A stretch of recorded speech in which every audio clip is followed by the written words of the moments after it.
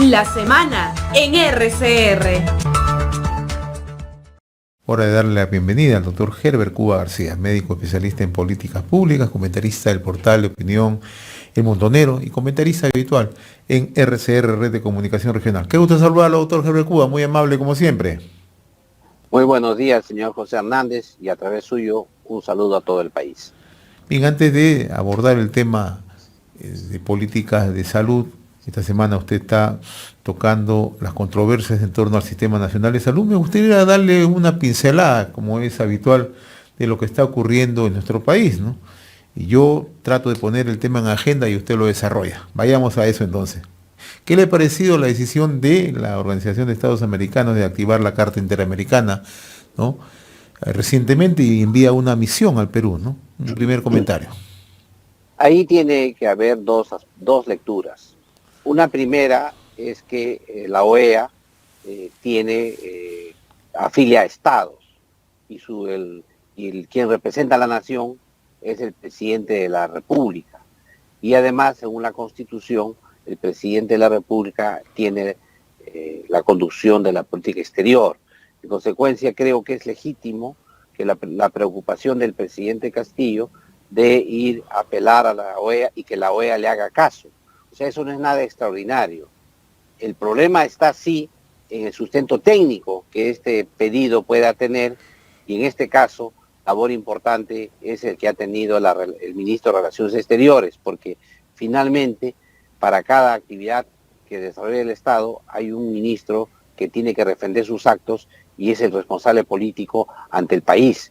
Y en este caso, entonces, es el ministro de Relaciones Exteriores quien tiene que responder por los actos del presidente en este tema. El segundo aspecto que hay que ver en este tema es que no necesariamente el hecho de que vaya a la OEA y que el presidente pida que se trate en modo obligatorio, porque Perú es parte de la OEA, significa que los resultados que tengan de ahí sean favorables. Al contrario, creo yo lo que va a ocurrir es que el conflicto interno nuestro que existe debido a las acusaciones graves que tiene el presidente con la fiscalía puede tener un revés para él mayor en el futuro, porque la misión de alto nivel que ha acordado la OEA enviar al Perú va a tener como misión, como ya sabemos, reuniones con los diversos actores, y uno de los cuales va a ser la Fiscalía de la Nación, que probablemente en modo amplio exprese todos los temas de corrupción. Finalmente, se va a cerrar las filas, digamos, de algún país que podría darle asilo, o al contrario, podría extenderle, luego de ver todas esas denuncias que se tienen planteadas, de repente un puente de plata para salir del país y dejar el poder. O sea, esa salida a través de la OEA puede tener quizá un poco de mayor seguridad jurídica para él, pero no sabes el sentido en el cual termine esa misión en el Perú. Pero también hay que señalar que el ministro de Relaciones Exteriores ha cumplido un rol difícil esta semana, porque no solamente ha suscrito una carta a la OEA con algunas apreciaciones solo desde el punto de vista del Ejecutivo, soslayando los temas de acusaciones que tiene el presidente, sino que ha tenido una reunión en el Vaticano en la que ha expresado que el Congreso de la República le ha negado la salida del país debido a que se ha referido a la guerra, ha condenado la guerra de Ucrania y ha planteado la paz. Y esto, como todos sabemos, eso no es verdad. Eso ha sido una burda mentira del ministro en la reunión en el Vaticano, porque las causas por las que se le ha negado al presidente Castillo su viaje al exterior están perfectamente determinadas en la moción que se presentó y se aprobó en el Congreso de la República, y en ninguna parte de esta moción señala que haya sido en relación a lo de Ucrania o al pedido de paz que ha hecho el presidente de la República. Creo que esta semana ha sido una enorme parcialización del Ministerio de Relaciones Exteriores en la defensa del presidente Castillo, cosa que desdice un rol técnico que ha tenido la Cancillería a lo largo de la historia de la República. Ahora, uno de los grandes temas que se se abordan en el mundo es la lucha contra la corrupción, ¿no? Y la verdad no deja de sorprender, doctor Cuba, cuando uno escucha las exposiciones de los distintos representantes, ¿no? Escuchaba, por ejemplo, al representante de Colombia, al representante de Chile, al representante de Bolivia y otros representantes de algunos países de Centroamérica, tener una posición, entiendo, válida respecto a la institucionalidad, a la democracia, ¿no? Y precisamente ese es el foro interno, el foro político que significa la Organización de Estados Americanos, ¿no? Pero en el fondo nosotros sabemos, y los peruanos, y también la comunidad internacional, por lo menos la que está suficientemente bien informada, por eso me sorprende escuchar de parte de representantes de la Organización de Estados Americanos no tocar una sola palabra sobre la corrupción en el Perú, ¿no? En el Perú la crisis se ha desatado en los últimos meses precisamente no porque la generó el Congreso de la República, no porque lo generó los medios de comunicación, no porque lo generó la calle, ni mucho menos el Ministerio Público, sino porque hay un cúmulo de investigaciones y eso ha devenido precisamente en la crisis política. Y luego se ha traducido en un reciente informe de denuncia constitucional presentado por el Ministerio Público, ¿no? En ese escenario llega la misión de la OEA, y usted bien anota, ¿no? La OEA no viene solamente a tenderle un puente de plata, tiene una misión quizá más compleja de la que se imagina, muy difícil, ¿no? Porque por un lado el gobierno va a tratar de instrumentar la presencia de la OEA y sacarle provecho, y por otro va a tocarse con un escenario de realismo político. No sé qué piensa usted. Sí, mire, creo que la OEA es lo correcto, lo que se tiene que hacer. Si un país parte, pide activar la Carta de la OEA para la defensa de la democracia, porque el presidente de ese país, que es el representante de la nación, señala que hay el riesgo de un golpe, entonces obviamente la OEA tiene que mandar una misión para constatar in situ lo que ocurre. Pero esa es la visión de un gobierno. De un gobierno, precisamente es la única versión que ve la OEA, porque la OEA es el representante de los estados, y el estado está representado. Pero es un foro más político, es un foro político, claro, no olvidemos. Ahora, es evidente que los mismos presidentes de otros países saben que la acusación que tiene es por corrupción, pero eso no lo pueden decir en el fuero donde representan a los estados. Precisamente por eso mandan una misión. La misión va a ser la encargada luego de expresarle al Pleno de la OEA, explicarle cuál es la verdadera naturaleza del conflicto dentro del país. Deberíamos nosotros ahí sí quejarnos en el caso de que luego de la visita de la OEA saque la conclusión y diga que en el Perú hay un intento de golpe o hay un golpe en ciernes. Creo que aquí las cosas son claras. El Congreso de la República, por otra parte, ha aprobado una moción que ha remitido a la OEA señalando la versión del Congreso de la República, y probablemente la Fiscalía de la Nación tenga que hacer lo propio y los demás poderes del Estado. Ahora, lo que sí llama la atención, que en esta circunstancia el presidente Castillo y el Premier señalen que es importante el diálogo nacional. La pregunta es, ¿diálogo nacional para políticas de Estado, diálogo nacional para construir un futuro mejor? Pero no puede haber diálogo nacional para delinquir o corromperse. Yo creo que ahí viene la distorsión del llamado al diálogo nacional. Yo creo que debería, por otra parte, para poder iniciar un diálogo nacional, ponerse a buen recaudo de la justicia, para que sobre la base de ese primer concepto se pueda hablar de diálogo nacional. Yo creo que esos aspectos se van a tener que discutir cuando esté la comisión de alto nivel aquí, de la OEA. Sin embargo, hay otro aspecto que hay que tomar en cuenta. Todos estos conflictos durante la semana ha servido para que de modo progresivo, lento, paulatinamente, se sumen firmas para la vacancia presidencial. Porque este mecanismo de enviar una misiva a la OEA, señalando una versión totalmente distorsionada de la realidad de lo que ocurre en el país, lo que hace finalmente es demostrar que lo que busca es blindarse frente a sus acusaciones en el exterior.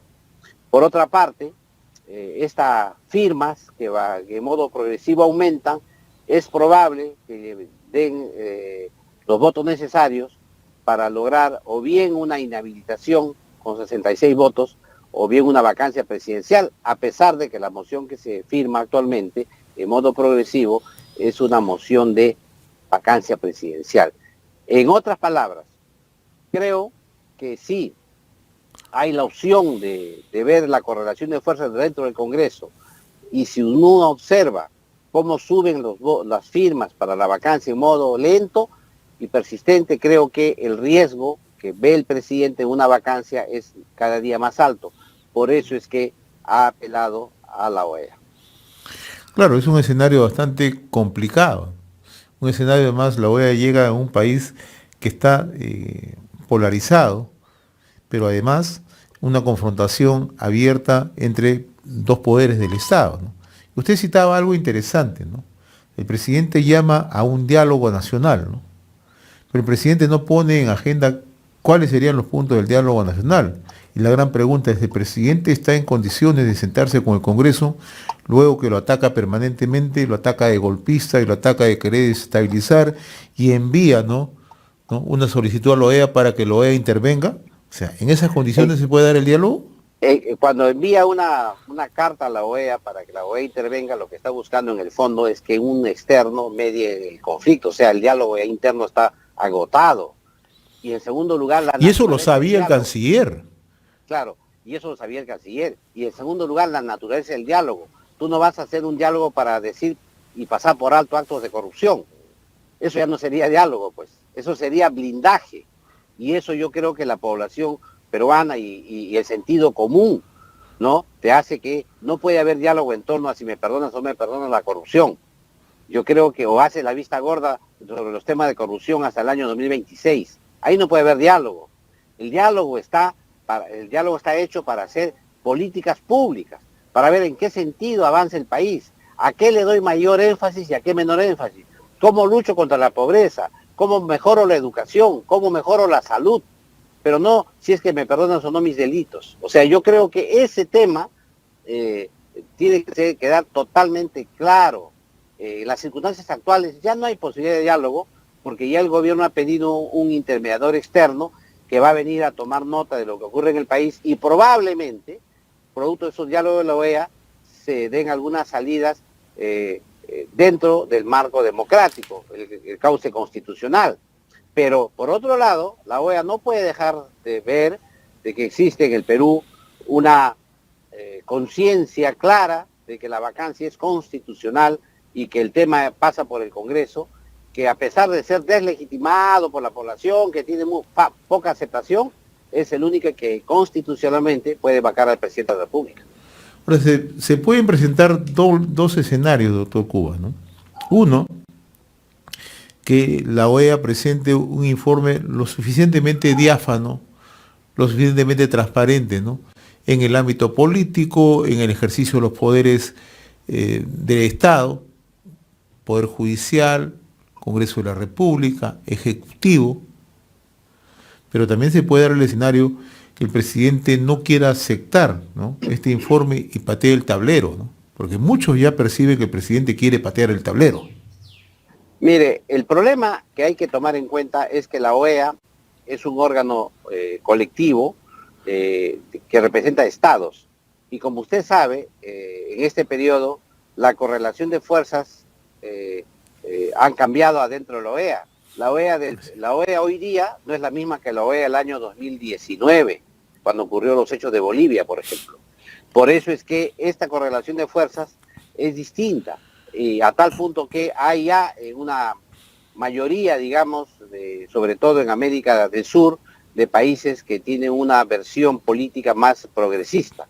Por eso es que el gobierno apela a la OEA, porque siente que va a existir dos aspectos. Uno, una solidaridad por su posición política, y dos, la creencia que existe lo que se llama la justicia politizada o el lawfare, y que el presidente Castillo estaría siendo víctima de esta guerra, de esta justicia politizada, ¿no? O una politización de la justicia, como le llaman el lawfare en el Perú, y esto es lo que la OEA tendría que constatar y explicar. Si la OEA sale y en su informe y dice que en el Perú hay una politización de la justicia y que está esta justicia en manos conservadoras, y segundo, de que el presidente es legítimo y no lo dejan gobernar, entonces obviamente ese informe podría serles favorable, pero de ahí a demostrar que hay una politización de la justicia, sí, presentando los elementos que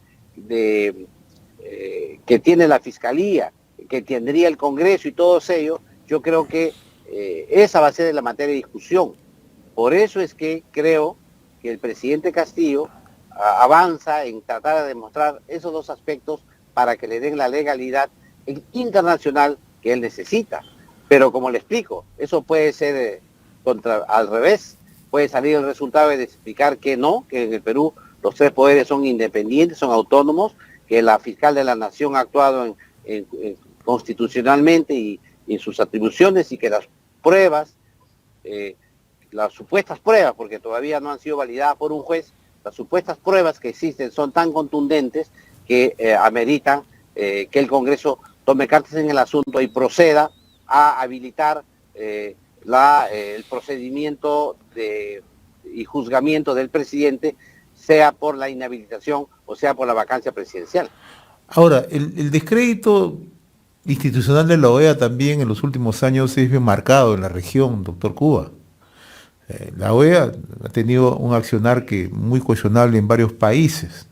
Entonces, de una u otra manera, llega al Perú y va a encontrarse con una papa caliente, ¿no? Si lo tenemos que llamar en términos muy castizos, en términos muy directos, ¿no? ¿La OEA puede poner toda la carne en el asador, como dicen los argentinos, en favor del presidente Castillo, cree usted? No, no puede, por varios motivos. Uno primero es que la OEA, el jefe de la OEA atraviesa un proceso interno que probablemente podría terminar incluso en su destitución. Segundo lugar, que la correlación de fuerzas en las Américas ha cambiado, pero no tanto. Ejemplo, no han logrado incorporar a Cuba, a Venezuela y a Nicaragua en la última sesión de la OEA que hubo en Lima. Y tercero, no se ha logrado implementar algunos de los pedidos que hicieron los partidos progresistas en relación al conflicto, a varios conflictos que hay, como el caso Ucrania, por ejemplo. En consecuencia, creo que la OEA, si bien es cierto, tiene una orientación mayoritaria hacia el progresismo, no tiene la mayoría suficiente de su agenda. Entonces, tenemos donde se ocurrió Doctor Cuba, lo escucho con alguna dificultad. A ver, vamos a mejorar la comunicación con el doctor Herbert Cuba García. Yo sí, a ver, ahora sí, mejor. Sí, pero escuchaba, había alguna interferencia, por favor. Yo sí le escucho perfectamente. ¿Ahora está mejor? Sí, perfecto. Ya. Entonces, decía que la OEA de hoy no es la misma que ocurrió el año 2019 con el incidente de Evo Morales. Por eso es que en eso se basa, digamos, el razonamiento del presidente Castillo. Ese es su fundamento, digamos, pero creo que no es tal como él optimistamente ve, porque hay casos concretos como el de Nicaragua, Cuba y Venezuela, que esta OEA, a pesar de su composición, no pudo resolver. Pero además la OEA se va a encontrar como lo que se llama el realpolitik, ¿no? Realismo político, ¿no? Y hay un asunto adicional, ¿no? Que hay que ver. Si bien es cierto, el presidente Castillo todavía mantiene un 25%, 20%, 22% de aprobación fuerte, maciza, sobre todo en las regiones, tiene una enorme oposición muy activa, que al final se han ido sumando inclusive sectores que lo habían apoyado en su inicio. Y luego tiene algunos gestos que ha dado que señalan que existe el riesgo de patear el tablero por parte del propio Ejecutivo, como ha sido esa reunión con reservistas vestidos con uniformes en el patio de Palacio de Gobierno, a eso iba. Que no es posible que la OEA pueda pasar por alto un discurso y un escenario que ocurrido ese día que pueda pasar por alto. A eso iba, porque si es que vamos a tener una misión, ¿no?, que va a recibir información de todos lados, el escenario interno se puede crispar en esa visita de la misión. Eso es lo que va a ocurrir, porque el presidente diario a diario sigue alentando, sigue con su mensaje generando una posición de mayor enfrentamiento, ¿no? Y si eso va a ser parte del escenario que va a compartir la misión, la verdad que ingresamos a un terreno bastante complicado en los próximos días, ¿no? Mire, y va a ser tan complicado, le voy a explicar el tema, va a haber ahí varias acciones. Uno, en el tema del Congreso, es probable que se quiera generar conflicto al interior del Congreso, mociones de censura, quejas, inclusive puede haberse hasta medidas de fuerza. Acordémonos cuando se ponían parches en la boca, cuando ponían carteles, esas cosas podríamos asistir cuando llegue la OEA al Perú. Pero además es probable también que hayan intentos de frenar el tema con la Fiscalía, con el Poder Judicial, etcétera, por parte de algunos grupos que podrían generar hostigamiento. Pero también la calle se va a tener que movilizar en ambos sentidos. Entonces esto puede ser pues una semana, en la fecha que venga la OEA, lejos de ser una visita tranquilizadora, sería una visita atizadora del conflicto social en el país. Así es. Doctor Cuba, no quiero dejar de lado el comentario habitual en temas de política de salud pública y su reciente artículo Controversias en torno al Sistema Nacional de Salud. Por favor, bríndanos alcance. Mire, ha preocupado mucho a los actores involucrados en la salud, sobre todo a los sectores de la seguridad social, de salud, al sector privado y también a las organizaciones de la sociedad civil y los colegios profesionales y los sindicatos. ¿Por qué ha preocupado mucho? Porque el Ministerio de Salud ha promulgado con el gobierno, evidentemente, un decreto supremo, el 018-2022 SA, que crea una comisión de alto nivel, está de moda la palabra alto nivel, como por lo que vemos, una comisión de alto nivel que va a hacer un nuevo modelo de sistema de salud en el país. Va a ser la propuesta técnica para ese modelo. Pero ¿cuál es el hecho anómalo? Que esa propuesta la van a crear solo burócratas públicos. Es decir, representantes de ministerios como de salud, economía, y trabajo, interior, defensa, etcétera. 13 miembros, entre los cuales son 10 miembros, todos representantes de cada uno de los ministerios, uno representante de los usuarios de su salud, es decir, de su salud, y uno de las universidades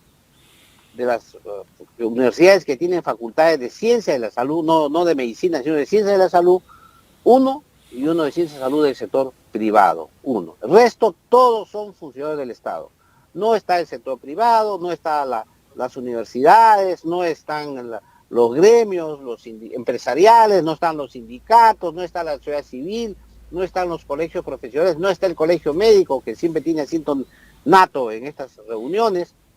Es decir, una cierrapuertas entre el Estado para hacer un nuevo modelo de atención en el país. Pero además de eso,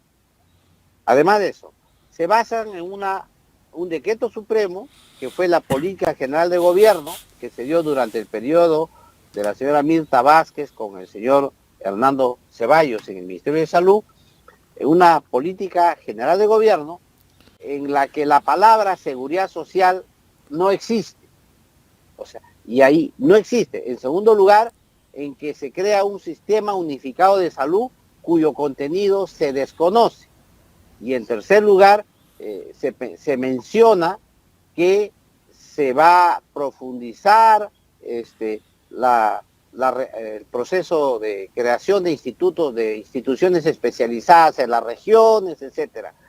Entonces, bajo esos criterios de unificar, se dio también en esa época un proyecto de ley de pedido de facultades legislativas al Congreso de la República para legislar en materia sanitaria, en la que se planteaba la adscripción de salud al MINSA, es decir, que el Seguro Social que hoy está adscrito al Ministerio de Trabajo pase a ser adscrito por el Ministerio de Salud. Y esto con la idea de generar un sistema unificado. La pregunta que se cae de madura es, ¿cómo vas a hacer con los fondos de la Seguridad Social, que son aportes de la planilla de los trabajadores, que son bajo la contribución, porque eso es el aporte lo paga el empleador, ¿no? ¿Y cómo vas a hacer para ese manejo? ¿Cómo vas a hacer con el Consejo Directivo de Salud, donde tiene representantes los empresarios de la gran empresa, la mediana empresa y la pequeña empresa? Los gremios, los sindicatos, las centrales sindicales tienen ahí su asiento y también representantes del Estado. ¿Cómo vas a hacer para que ese consejo directivo pueda ser administrado por el Ministerio de Salud? Por otro lado, es ilógico que una institución que recibe su financiamiento sobre la base de la planilla, ¿no?, pase a otro sector que no ve la planilla. Eso es intervencionismo ya. Directo. Y aquí la planilla la maneja, quien fiscaliza la planilla es el Ministerio de Trabajo. Quien maneja la negociación colectiva entre empresarios y trabajadores es el Ministerio de Trabajo. Doctor Cuba, eso me está recordando lo que está pasando con la derrama, ciertamente. O sea, el gobierno ya de una manera así, ya abusiva, quiere hacer las cosas, ¿no? Lo que usted nos está relatando es sumamente grave, ¿eh? Exacto. Y es tan grave que ya los sindicatos, los gremios, han estado haciendo marchas al Congreso, están pidiendo la derogatoria de ese decreto supremo 018 o la modificatoria del decreto supremo 164 del año 2021 de la PCM, que modificó, que creó la política general de gobierno. Creo que este escenario de una estatización de salud es gravísimo. En un momento en que salud goza de una autonomía constitucional, no solamente en el manejo de sus fondos, sino incluso en su gestión.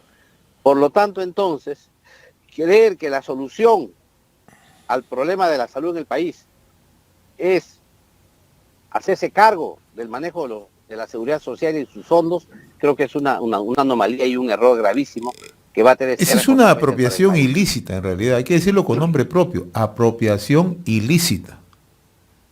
Esperamos nosotros que se entienda este fenómeno, se modifique esa resolución suprema.